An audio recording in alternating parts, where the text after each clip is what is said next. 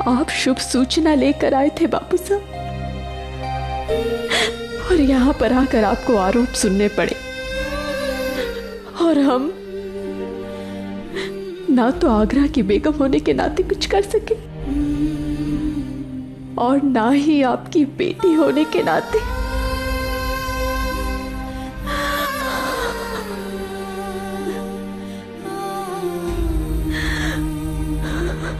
बादब, बामुलाइजा, होशियार, शहंशाह हिंद जलालुद्दीन मोहम्मद तशरीफ ला रहे हैं।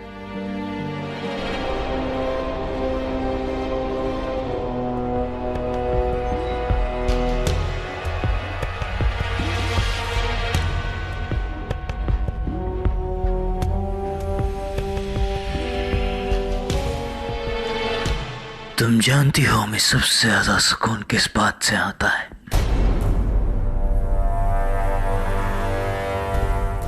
जब हमारी दुश्मन की आंखों से दर्द के आंसू बहते हैं। लेकिन हम चाहते हैं कि तुम अपने आंसुओं को जाया ना करो, क्योंकि जो खबर हम तुम्हें देने वाले हैं उसे सुनने के बाद तुम्हारे आंसू कम पड़ जाएंगे। जब आंसू ही नहीं होंगे तो अपने दर्द को बयां कैसे करोगी जोधा? आपने कहीं हमारे बापू साहब के साथ कुछ? घबराओ मत जोधा, ना ही उनका कत्ल हुआ है ना ही उन्हें कैद है। वो तो तमाम ऐशो आराम के साथ मेहमान नवाजी के लिए रुके हुए हैं। लेकिन जब अगर बच्चे तकलीफ में हों तो वालिदैन के लिए जन्नत भी दोज़ख लगने लगती है। हम उन्हें उसी दोज़ख का आगाज कराएंगे। वो तमाम ऐशो आराम में रहने के बावजूद अपने बच्चों को नजरबंद देखेंगे। उनसे मिलना चाहेंगे लेकिन मिल नहीं पाएंगे, उनकी आवाज सुनना चाहेंगे लेकिन सुन नहीं पाएंगे। तब जाके उन्हें उस दर्द का एहसास होगा जो दर्द हमें मिला है। खैर, अभी असली खबर तो आपको देनी बाकी है। हम सुजानपुर जा रहे हैं, पर आपकी बहन की मंगनी में शामिल होने के लिए नहीं। हम सुजानपुर जा रहे हैं उसे तबाह करने के लिए।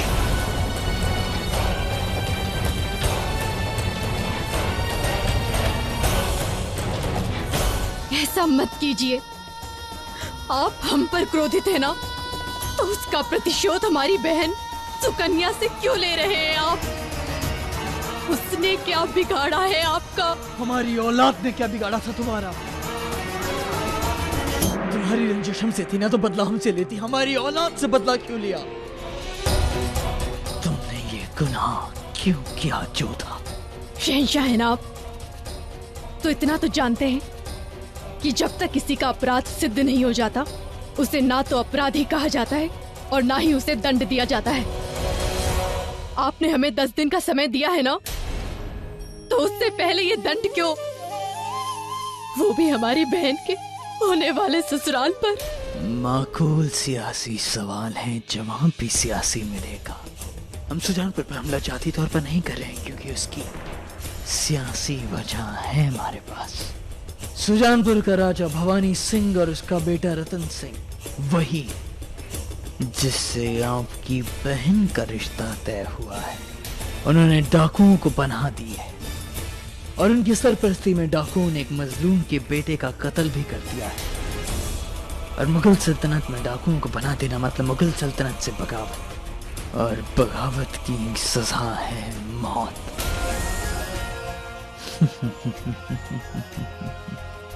कितना अजीब इत्तेफाक है ना जोधा।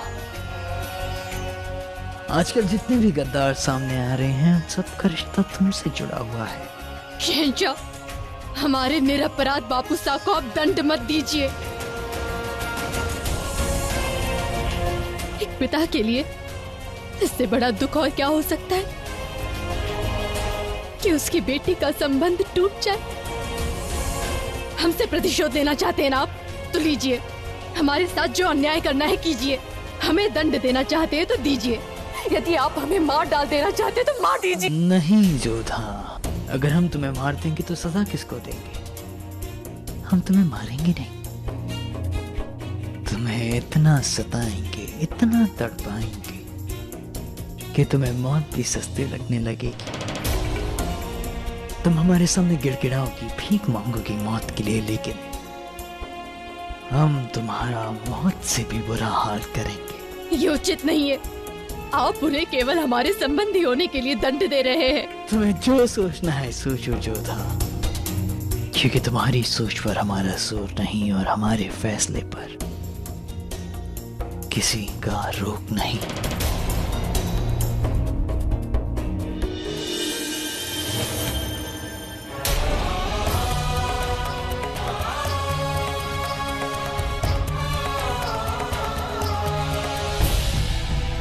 परोक गांव में एक भी डाकू नहीं बचना चाहिए। तो हमला परोक से शुरू किया जाए? नहीं, परोक से पहले हमला सुजानपुर पर होगा। सुजानपुर के राजा की शह में ही डाकुओं का इतना हौसला बढ़ा है।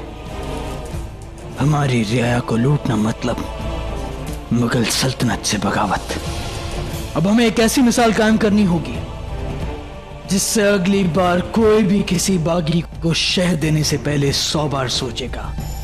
और याद रहे, हमें उन्हें ऐसा सबक सिखाना है कि उन्हें मालूम हो जाए कि जलाल के सामने सर उठाने का हश्र क्या होता है। जंग की मुकम्मल तैयारियां की जाए। बहुत जल्द कूच करने का हुक्म दिया जाएगा। जो हुक्म शहंशाह।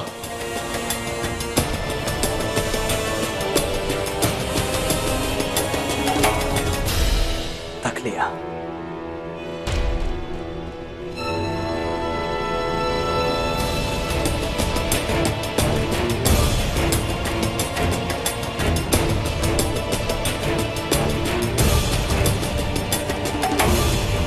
क्या आप जानती हैं हमने आपको यहाँ क्यों बुलाया है? अगर हम बार बार आपसे मिलने आते तो आपको लगता हम आपके हुक्म के काबिल हैं, इसीलिए हमने आपको नजरबंद कैद से बाहर बुलाया है। हमें आपसे कोई बहस नहीं करनी है।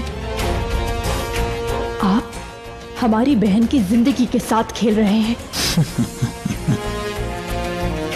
हम तो बस आपको एक खुशखबरी देना चाहते हैं। आप हमें खुशी की बात बताएंगे? ऐसा हो ही नहीं सकता है। बहुत शातिर हैं आप जोधा बेगम, कड़वी बात लेकिन सच। हम तो बस आपको ये खुशखबरी देना चाहते हैं कि हम चंद दिनों के लिए आपके भाइयों को नजरबंद कैद से आजाद कर रहे हैं। हमें विश्वास है इस बात के पीछे भी आपके मन में कोई कुटिल योजना ही होगी। मानना पड़ेगा, बहुत दूर की सोचती हैं आप। खान बाबा अक्सर कहते थे कि एक बेवकूफ दोस्त से शातिर दुश्मन बेहतर। हम ना ही आपके मित्र हैं और ना ही शत्रु। वैसे अपनी शत्रुता निभाने के लिए अब क्या नई चाल चलने वाले हैं आप? हम आपके भाइयों को सुजानपुर की जंग में भेज रहे हैं। मुगलों ने बहुत हिंदुओं को खून बहाया। अब जब एक हिंदू दूसरे हिंदू को काटेगा तो मजा आएगा। प्रतिशोध लेना है ना, तो हमसे लीजिए। जीवित जलाना चाहते थे ना आप हमें, तो जला दीजिए। परंतु हमारे भाइयों के हाथ ये पाप क्यों करवा रहे हैं? उन्हें हिंदुओं के विरुद्ध क्यों लड़वा रहे हैं आप? इतनी जल्दी गुस्सा मत कीजिए जोधा बेगम, अभी तो आपने जंग का पूरा खाका नहीं सुना। हम चाहते हैं कि भगवान दास खुद उस शहजादे का कत्ल करें, वही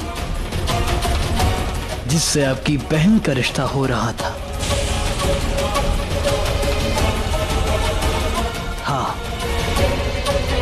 मतलब अब तक तो उन्हें हमले की खबर मिल चुकी होगी, तो यकीनन उन्होंने ये रिश्ता तोड़ दिया होगा। अच्छा है, भगवान दास को उन्हें मारने में कम तकलीफ होगी। अब खुशखबरी पूरी हुई जोधा। अब हम अपने दुश्मनों को कुचलने का जश्न मनाएंगे और आप अकेले बैठकर अपनी बहन के होने वाले शौहर की मौत का मातम मनाएंगे। अकेले तो हम उसी दिन हो गए थे शहंशाह, जिस दिन आपने हमें आमिर से दूर कर दिया था। और रही बात शोक मनाने की, तो हम अपनी बहन के लिए अवश्य शोक मनाएंगे। हमें बहुत सुकून मिलता है जब हम इस तरह से आपको टूटता हुआ देखते हैं। हम लफ्जों में बयां भी नहीं कर सकते। पर बेफिक्र रहिए जोधा बेगम, ऐसे मौके हम मता फरमाते रहेंगे। अब नफरत हो रही है हमसे या घिन आ रही है? घृणा तो हमें अपने आप से आ रही है। जिस व्यक्ति से हमारा विवाह हुआ है उसकी सोच इतनी बुरी हो सकती है जो दूसरों के शोक में उत्सव मनाता हो। अभी हमने जाने का हुक्म नहीं दिया जोधा बेगम। फिर भी हम जाएंगे, क्योंकि हमें नहीं लगता बात करने को कुछ भी शेष है।